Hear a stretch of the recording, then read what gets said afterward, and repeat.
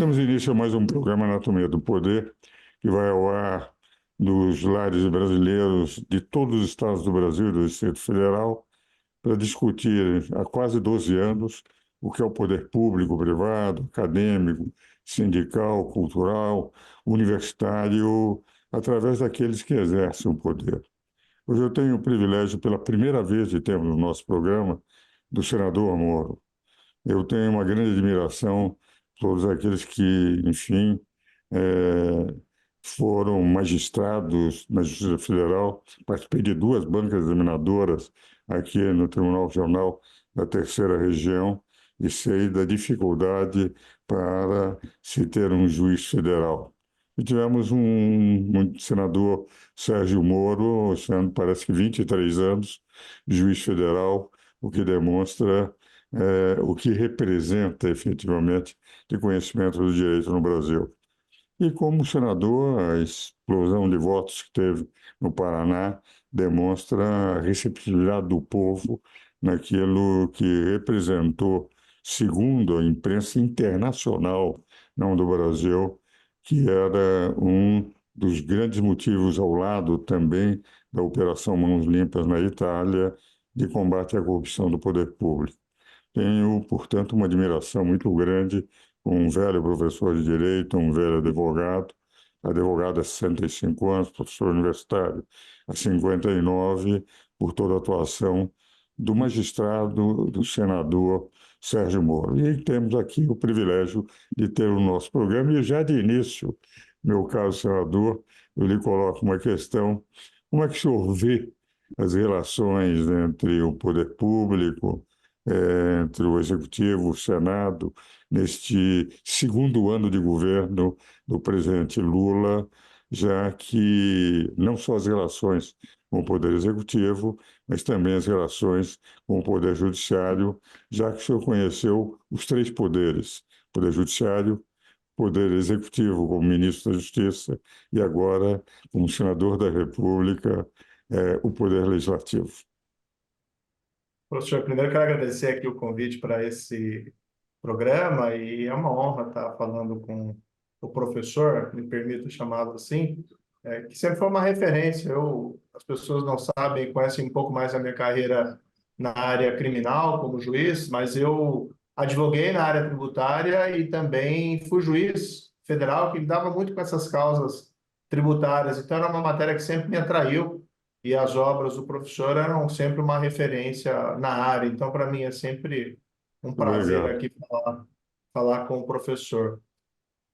Bem, eu Obrigado. estou num momento novo, né, com esse mandato legislativo de senador. Muito me honra aqui ter sido escolhido pela população paranaense. Foi uma eleição disputada, difícil. Tinham três candidatos competitivos. E eu estou lá aproveitando também, professor, claro, para prestar um serviço público. Acho que o nosso papel é de servir a população, representar, afinal de contas, mas estou aproveitando também como uma experiência de aprendizado, porque, de fato, eu fui juiz por mais de 2 décadas, acho que vivenciei tudo que poderia vivenciar dentro da carreira de juiz federal. Depois, fui ministro da Justiça, que é uma perspectiva também diferente, e gostei muito daquele período. Infelizmente, ele foi de 1 ano e alguns meses, mas creio que nós implementamos uma série de políticas públicas importantes ali contra o crime organizado. E agora no Senado se tem uma perspectiva bem diferente, a necessidade de assumir certos compromissos para fazer passar a legislação. Eu sou oposição ao governo Lula desde sempre, desde a minha eleição já me coloquei dessa forma, então eu tenho uma visão bastante crítica do atual governo, fazendo aqui o meu disclaimer, né, embora isso não seja uma novidade. Mas, ao mesmo tempo em que sou oposição, eu também tenho meus projetos e as minhas propostas que eu quero tentar aprovar dentro do parlamento. Esse ano nós conseguimos aprovar 5 projetos relevantes ali no Senado e no próximo ano o desafio é tentar aprová-los ali na Câmara dos Deputados. É um pouco mais difícil por conta da distância. Mas nessa aprovação tem todo aquele trabalho coletivo, ninguém aprova uma lei sozinha. Isso, para mim, está sendo um grande aprendizado, porque como juiz, você tinha a caneta, né? Você dava a decisão, embora sujeita ali a recursos. A principal crítica que faço aqui ao governo Lula nesse momento específico é que os rumos da economia não vão bem.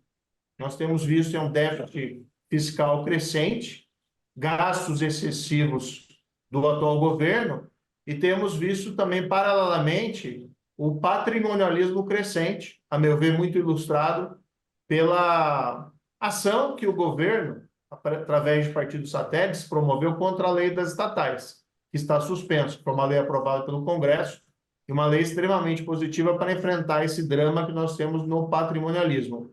Esse déficit fiscal crescente, num país como o nosso, que é um país emergente, ele causa uma série de preocupações. Esses dias até vi uma frase que me chamou a atenção, né? É a herança que nós estamos deixando aos jovens, e é uma herança que acaba sendo uma herança negativa, que eles vão ter que arcar com isso. Se com esses gastos nós estivéssemos tendo ganhos de produtividade na nossa economia, até seria algo, vamos dizer assim, aceitável, mas pelo menos temporariamente. Mas o que nós vemos é que esses gastos estão apenas promovendo dispêndios que não são eficientes e aumento do patrimonialismo. Um dado que me chamou muito a atenção na economia esse ano foi a queda do percentual de investimento em relação ao PIB, que foi, já chegou a 19%, e esse ano, pelo que li, pelo menos, vamos ver finalizado o ano como isso se apresenta, que estaria em torno de 16%, que não é suficiente para garantir um crescimento contínuo do país. Então, esse é um problema grave que vai nos trazer um preço É profundo. interessante, senador, que no domingo passado nós conversamos no nosso programa com o empresário Jorge Gerdau e estamos discutindo exatamente na pressão do custo político, do custo Brasil sobre as empresas. E nós saímos de um superávit de 54 bilhões de reais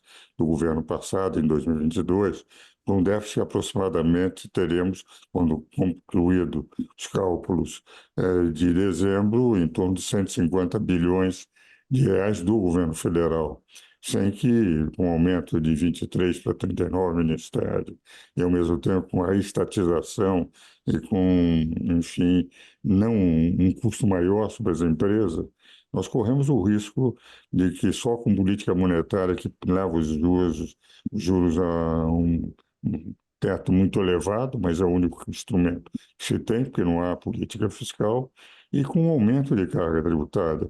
E nós vamos ter já, independente da aplicação da reforma tributária, um problema sério, que é os governos tendo que aumentar para poderem ser ressarcidos no futuro pelos fundos da União. Então, isso que o senhor coloca, o empresário Jorge Gerdau dizia a mesma coisa da preocupação de gastos que não representam investimentos, mas exclusivamente ajeitar, acomodar aliados políticos dentro do poder, não é? Perfeito, sem aumento de produtividade. Eu tenho me posicionado no Congresso, no Senado, sempre contra o aumento de tributos, de impostos. Até votei, embora esse não era o caso, votei a favor daquele arcabouço fiscal, porque entendi naquele momento que havia uma lacuna e era melhor preencher essa lacuna do que não ter nada. Mas o que me espantou é que logo após a votação no Senado, o próprio governo, em palavras do presidente Lula, já praticamente jogou ao mar a proposta lá de buscar a meta fiscal, o déficit zero nesse ano de 2024.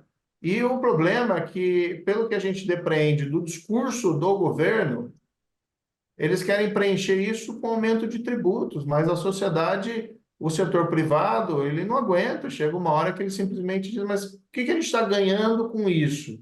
A gente está fazendo um esforço para ter um ganho de produtividade e, no fundo, a gente vê iniciativas do governo que apenas aumentam toda aquela burocracia que nós sempre criticamos. Por exemplo, a volta, embora não foi o governo, foi uma decisão do Supremo, que a gente respeita, mas a gente lamenta, mas com, a meu ver, o apoio do governo, da restabelecimento da contribuição sindical. Então, é um aumento de burocracia, de encargos que não leva ao aumento de produtividade. Claro. É um, Enfim, é um custo Brasil, senador, que eu tenho batido muito nisso em palestras e escritos, que a empresa não pode, em contato com as empresas, suportar. Nós estamos entrando efetivamente numa rota de colisão, porque agora os juros de capital próprio que se pretende aumentar, o que representa efetivamente um encarecimento no custo para as empresas. O problema, por exemplo, a média de imposto de renda de as empresas, os países que pegam tributo na empresa e tributo à distribuição de dividendos, varia entre 20% a 24%. Nós temos 34%. Quer dizer, nós cobramos tudo no início. Agora, manter ou mesmo reduzir muito pouco. E para tributar a distribuição de dividendos, nós vamos encarecer ainda mais e sempre tirando dinheiro do contribuinte. Eu tenho a impressão que nós estamos numa rota de colisão, porque os gastos não são para investimento, são gastos sem capacidade de tornar o país competitivo. Senador, eu acho que nós vamos aproveitar e já partimos para os nossos comerciais para termos um pouco mais de tempo no próximo bloco, porque eu quero ouvir a sua opinião sobre dois aspectos importantes. O primeiro deles, as relações do Senado com a Suprema Corte, e, em segundo lugar, a sua opinião sobre a reforma tributária. Vamos aos nossos comerciais agora. Temos continuidade ao programa Anatomia do Poder, hoje entrevistando, para meu grande privilégio, o nosso programa que vai comemorar 12 anos no mês de fevereiro, do senador Sérgio Moro, a quem eu tenho uma grande admiração, que acompanhei sua carreira como juiz, como ministro e agora como senador. Como eu faço em todos os programas, eu ofereço um livro. Este é um livro que saiu recentemente, Análise do Parlamentarismo Monárquico. Eu não sou parlamentarista monárquico, eu sou parlamentarista, mas analiso que dos 20 sistemas mais estáveis do mundo, 19 são parlamentaristas. Dos 19, 7 são monárquicos. E dos 7, 5 dos parlamentarismos monárquicos são mais estáveis do que os outros, que é a Suécia, a Noruega, a Dinamarca, a Bélgica, entende? Então, na próxima,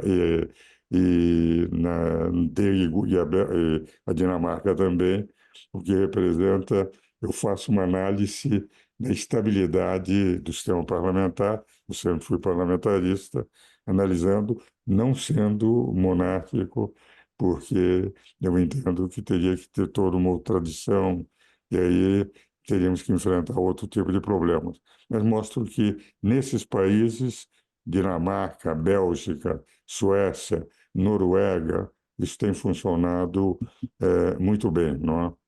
Meu caro senador, então esse livro vai ser enviado amanhã para o senhor. obrigado. Mas, Eu senador, eu sou um fã queria. do parlamentarismo também. A gente tem que lembrar que não estou dizendo que defendo o parlamentarismo para o Brasil. Existem as nuances, mas os parlamentos eles foram as casas nas quais foram construídas as liberdades fundamentais, né? A Inglaterra, por exemplo, lá na Revolução Gloriosa, com as limitações do poder do rei, então, né, absolutista, foi ali que foram criados direitos que muitas vezes depois foram copiados por outros países, muitas vezes não necessariamente trazendo o modelo político, né? Mas nós temos que reconhecer a importância dos parlamentos na construção das democracias ocidentais e dos nossos valores fundamentais. Não, e, inclusive, se nós verificamos esse livro do Lee Pratt, da Universidade Yale, Democracy, ele acrescenta o seguinte: 19 democracias que ele inquieta, que são parlamentaristas, e a única presidencialista bem-sucedida é da Inglaterra, é dos Estados Unidos. E dos Estados Unidos, se nós analisarmos, quando essa Revolução de 1688, 89, na Inglaterra, que criou o parlamentarismo, a dinastia de Orange, eles criaram de rigor dois partidos. Se nós pegarmos os Estados Unidos, nós temos um presidencialismo com dois partidos, que é o Sim. trabalhista e os democratas, os republicanos, os trabalhistas e os conservadores. Quer dizer, até o sistema mais estável presidencialista é um sistema que tem muito daquela herança britânica da Revolução da dinastia de Orange, não é? Mas, senador, aproveitando aí os seus conhecimentos, inclusive também de política, a sua cultura geral, eu queria colocar dois problemas que o senhor teria até o fim do programa para expor. O primeiro deles é como é que o senhor está vendo a reforma tributária com um texto constitucional 3 vezes superior em matéria tributária ao texto constitucional atual? E como é que o senhor está vendo essa tensão de relações entre o Senado, principalmente, e o Congresso? Porque o Senado, a meu ver, é a Suprema Corte do Brasil, que é a única corte que pode julgar os ministros do Supremo Tribunal Federal. É o Senado Federal, isso tem, portanto, poder maior de julgar os presidentes da República e julgar os ministros da Suprema Corte. É, essa tensão, já que o artigo 49, inciso 11 da Constituição, declara que é competência exclusiva do Congresso Nacional. Entende? Eu não faço distinção entre interpretação exclusiva privativa, muitos fazem, aqueles que podem delegar, ou não, eu não faço. Eu entendo que é aquela que pertence a um determinado poder exclusivo daquele poder, ele pode delegar ou não, conforme a sua competência, de zelar. Quem tem que zelar é o Congresso, não é o Supremo que tem que zelar por uma invasão de competência do Supremo dentro da atuação do Congresso Nacional. Então, eu queria saber como o senhor vê esse atual momento das relações no sentido de preservação da competência do Congresso Nacional e a reforma tributária. Tempo integral até o fim Perfeito. para o senhor. Não, perfeito. Olha, sobre os tributos, eu acabei até falando um pouco na parte anterior. No fundo, existem duas concepções de mundo hoje que não tem que ser vistas, são antagônicas, são opostas, mas não precisam ser necessariamente inimigas. O governo atual tem uma concepção de desenvolvimento baseado no Estado. Eu, particularmente, acredito no indivíduo, na sociedade, na pujança do setor privado. Então, nós temos que construir condições econômicas para esse desenvolvimento para o investimento privado, que nós estamos bem longe de ter no momento. Eu votei contra a reforma tributária, professor, com dor no coração, porque eu sei da importância de uma reforma tributária que simplifique o atual sistema, que é extremamente oneroso do ponto de vista operacional para as empresas e acaba refletindo, claro, no contribuinte final, mas igualmente também porque gera uma série de distorções, como a guerra fiscal, enfim, e alocações de investimento muitas vezes baseadas nessas distorções. No entanto, o que foi apresentado é um texto muito amplo, me pareceu confuso, que não é simplificador, e vem embutido um risco de aumento da carga tributária. Para mim, isso ficou muito nítido quando houve a recusa por parte da base do governo de se estabelecer uma alíquota máxima para o CBS e o IBS, que era uma pauta que nós tínhamos ali na oposição. Então, votei contra, espero, para o bem do Brasil, que eu estivesse errado, que eu esteja errado nessa votação, espero que se possa resolver os problemas na regulação e vou trabalhar para isso, mas eu acabei me posicionando contra e eu não sei se esse é o melhor caminho para nós retomarmos o crescimento econômico do Brasil baseado na produtividade do setor privado. O outro tema é um tema um pouco delicado que nós temos que tratar sem as paixões, para que não fique parecendo uma briga do Senado com uma briga com o Supremo Tribunal Federal. A gente tem que respeitar as instituições, tem que respeitar a magistratura. Mas existe um movimento no Senado, encabeçado inclusive pelo próprio presidente lá, Rodrigo Pacheco, que refletiu nessa aprovação da PEC 8, né, de 2021, que, em primeiro momento, visa diminuir a incidência dessas decisões monocráticas. Olha, eu fui juiz, 22 anos. Eu exerci a minha jurisdição em casos difíceis. Agora, admitir que um ministro do Supremo possa simplesmente rever uma decisão do Congresso, colegiada, por uma liminar, que não seja submetida ao plenário por um tempo indefinido, a meu ver, é algo ruim para a democracia. E dois, não existe equivalente, pelo menos não conheço equivalente no mundo. Não é assim nos Estados Unidos. Essa possibilidade nós não podemos vulgarizar. E o grande ponto é o seguinte: não é que o senador é melhor que o ministro, ou o ministro é melhor que o senador, ou que o deputado. é que o deputado e o senador, nós estamos sujeitos a uma reaprovação periódica pelos nossos representados, enquanto que os juízes, magistrados, não têm essa mesma legitimidade no sentido de serem submetidos a essas decisões. Eu lembro de uma frase, para mim, que é lapidar, de um juiz da Suprema Corte norte-americana, que foi Robert Jackson, lá do primeira metade do século passado. Ele dizia o seguinte: nós estamos sempre certos, se referindo à Suprema Corte, porque damos a última palavra. Mas nós não damos a última palavra porque estamos sempre certos. Que era um exercício de humildade e um clamor à autorrestrição. Não acho que tem nesse projeto nenhuma ofensa, nenhuma agressão ao Supremo, mas apenas ali uma melhor regulação dessa matéria, dentro das atribuições normais de qualquer parlamento. Porque existe, sim, a necessidade de ter um equilíbrio entre os poderes.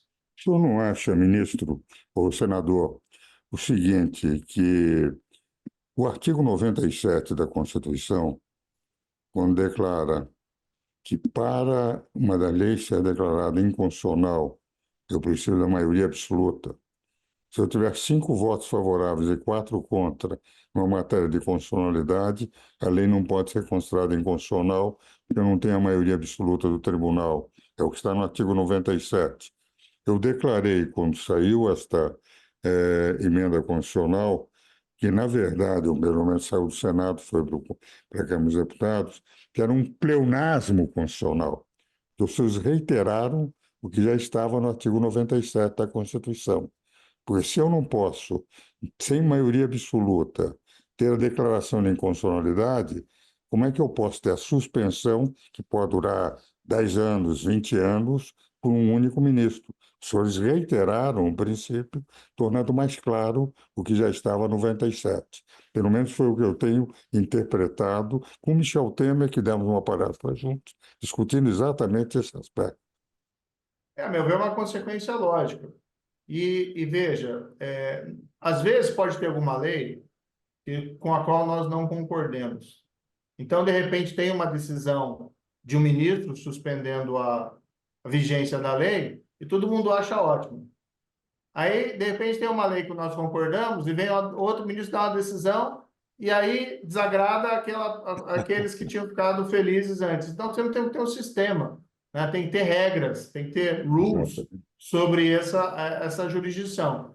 O Supremo tinha dado um passo numa alteração regimental, mas nós vimos que isso não estava sendo suficiente. Eu votei a favor, é um movimento majoritário dentro do Senado, e não creio que exista aí qualquer espécie de intenção de retaliação, uma coisa parecida. Nós temos que sair dessa infantilidade da polarização política que acaba impedindo que nós temos divergências e diálogos que as pessoas podem não concordar com as outras, mas nem por isso se tornam inimigos fidagais. A democracia é isso também. É você tem que tolerar as opiniões alheias sem querer eliminar aquele que diverge de você.